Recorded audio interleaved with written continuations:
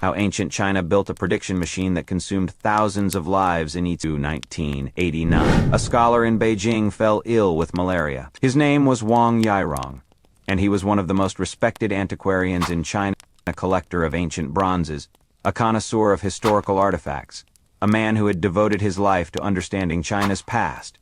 His doctor prescribed a traditional remedy, dragon bones. Dragon bones, long good, and were a common ingredient in Chinese medicine.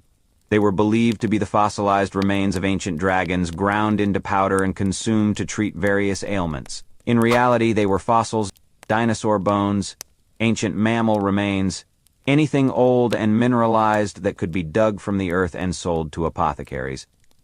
Wang sent a servant to the pharmacy to purchase the medicine. When the servant returned with the dragon bones, Wang examined them out of professional habit. He was always curious about the origins of ancient objects. And then he saw something that made him forget his illness entirely. The bones were covered in writing, not random scratches, not natural patterns. Deliberate, systematic characters, Jan, an ancient script that Wang recognized as a primitive form of Chinese writing, older than anything he had ever seen. These were not dragon bones. They were oracle bones, and they were about to reveal one of the darkest industrial operations in human history. Wang Yairong immediately began investigating the source of the bones. He traced them back to a village in Henan province near the ruins of an ancient city called Yingshu Jian, the ruins of Yin. Local farmers had been digging up these inscribed bones for decades, selling them to medicine shops without realizing their historical significance. Wang purchased every inscribed bone he could find. He began to decipher the writing, recognizing characters that were ancestors of modern Chinese script. The inscriptions were questions about harvests, about military campaigns, about the weather, about the health of the king. They were divination records.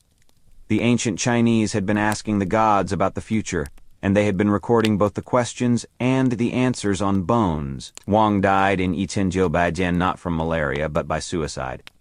After the Boxer Rebellion led to the occupation of Beijing by foreign powers, but his discovery lived on. Other scholars took up the work. Archaeological excavations began at Yingshu in the Yitianjiubei Arshimao. What they found was staggering. Over Yao Wu Lin inscribed oracle bones.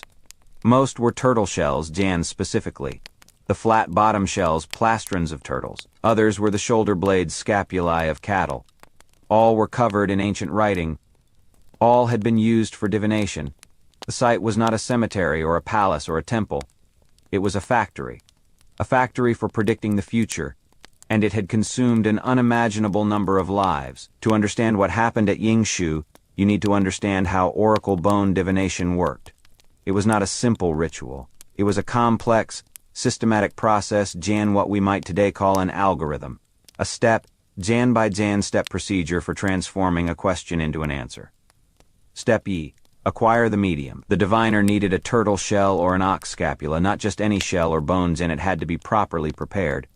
The turtle had to be killed, the flesh removed, the shell cleaned and dried.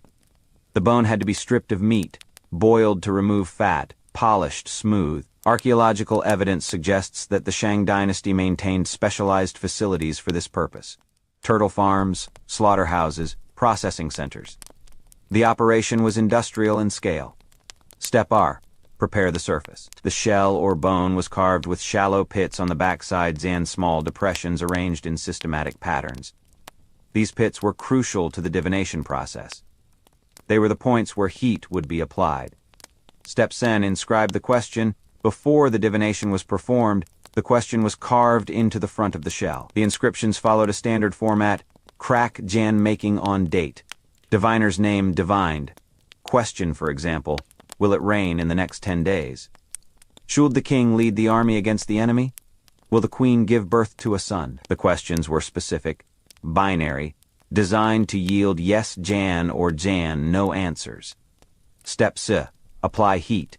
A heated bronze rod was pressed into the prepared pits on the back of the shell. The sudden heat caused the shell to crack Jan sharp, branching fractures that spread across the surface. This was the moment of divination, the moment when the gods spoke. Step Wu. Interpret the cracks. The diviner examined the pattern of cracks, their direction, their length, their shape. Jan, all were believed to contain meaning. Based on these patterns, the diviner determined the answer to the question. The interpretation was not random. There were rules, conventions, training.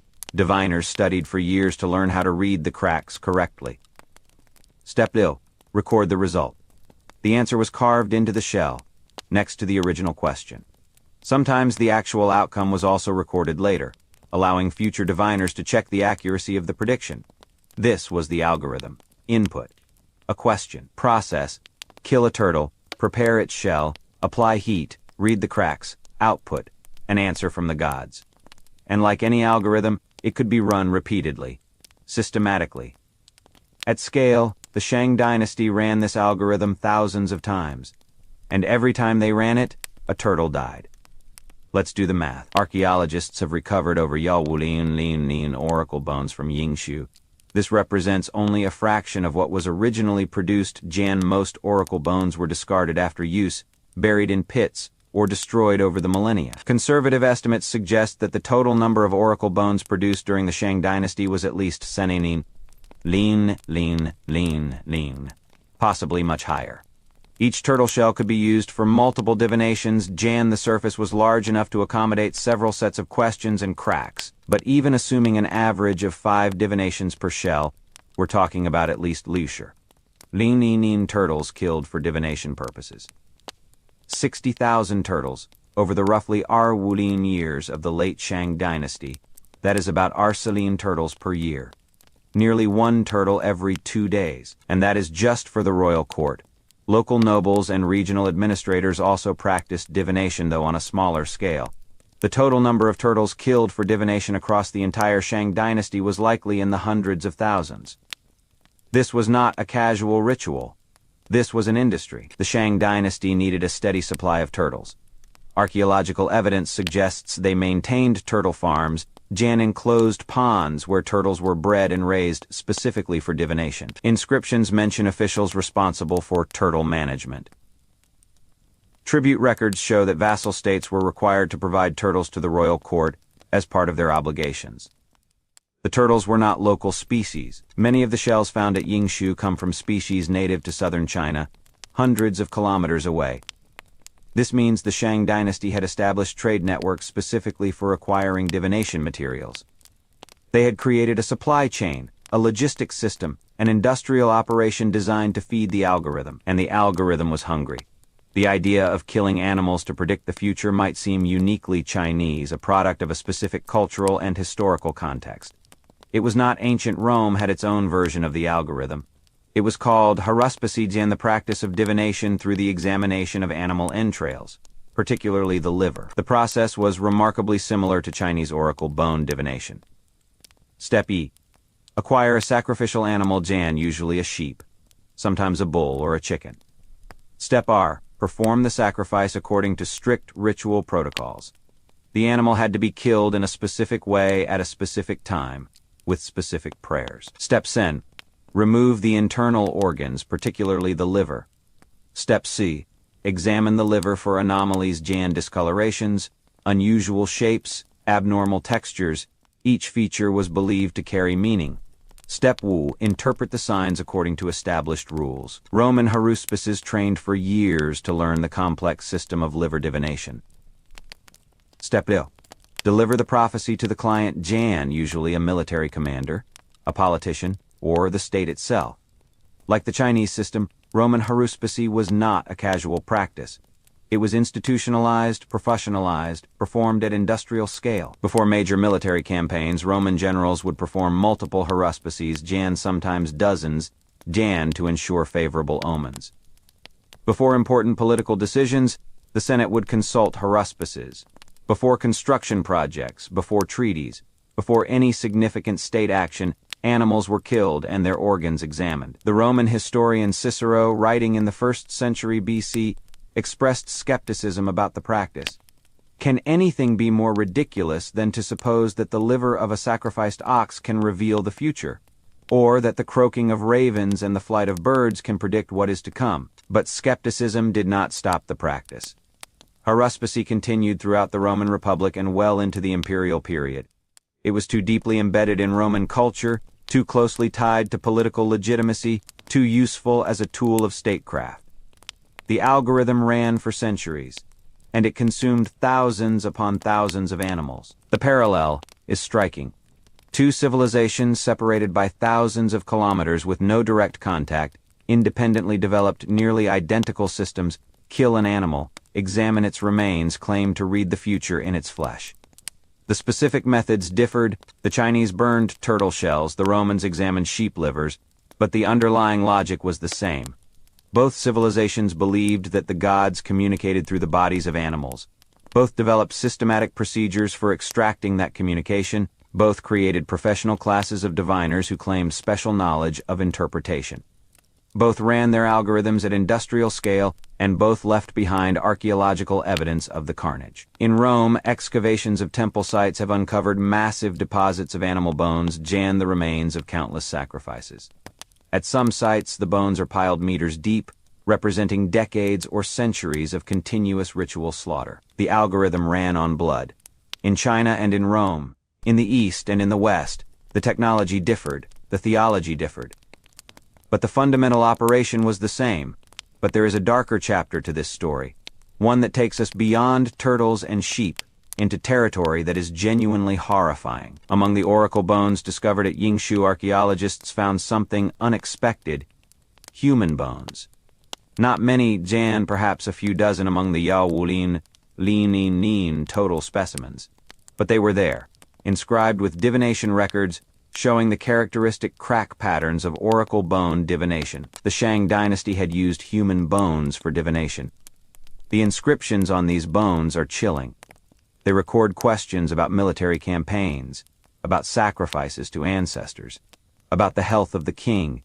They are indistinguishable in format from the inscriptions on turtle shells, except for one detail: the medium. These divinations were performed on the bones of human beings.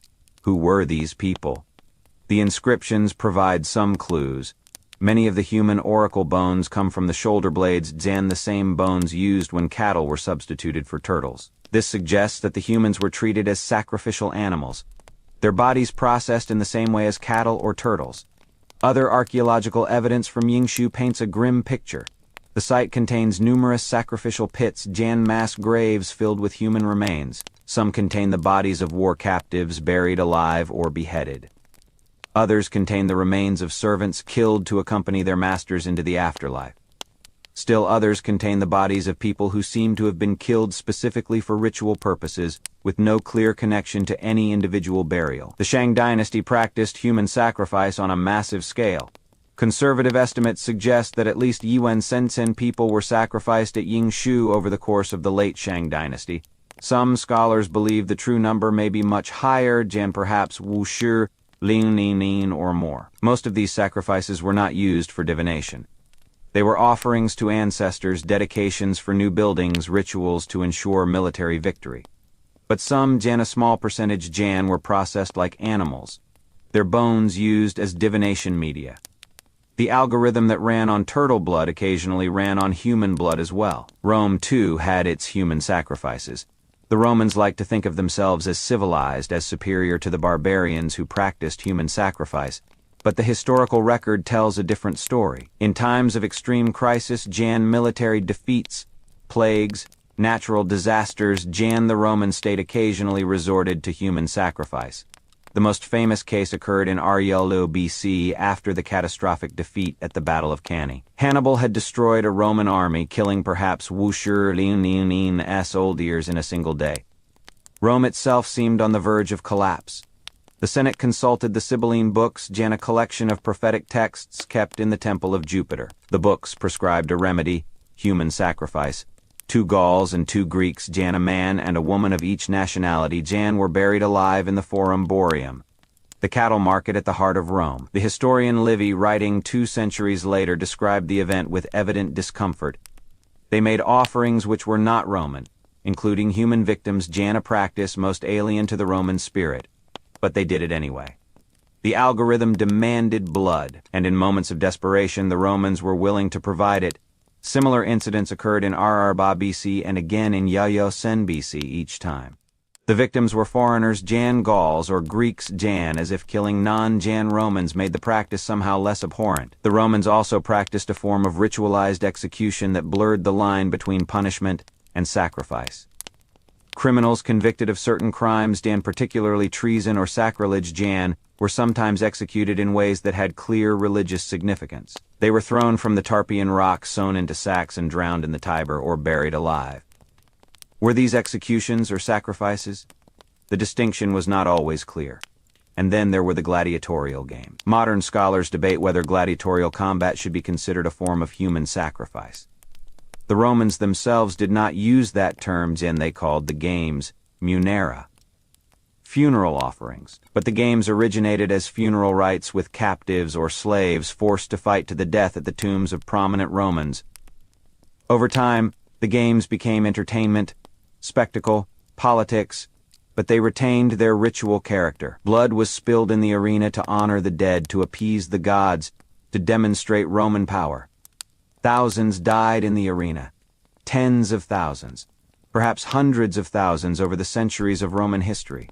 Was this sacrifice, or was it something else, Jan, execution? Entertainment, social control. The line is not clear. What is clear is that Rome, like Shang China, was willing to kill human beings for religious and political purposes.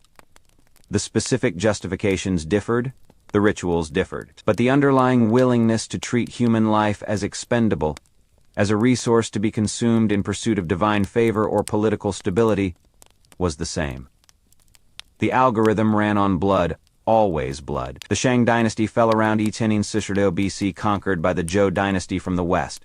The Zhou adopted many Shang cultural practices, including writing, bronze casting, and ancestor worship. But they modified the divination system. Oracle bone divination continued, but on a much smaller scale. The Zhou relied more heavily on a different divination method, the I Ching, or Book of Changes, which used yarrow stalks instead of turtle shells.